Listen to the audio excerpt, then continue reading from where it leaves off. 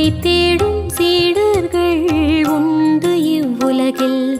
ஆனால் குருவை தேடும் சீடர் யார் என்று சொல்லுங்கள்.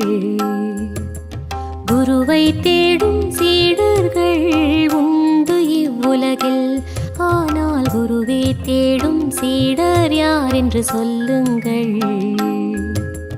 குறைந்த வயதே வாழ்ந்திட்ட ஞானி அவரம்மா.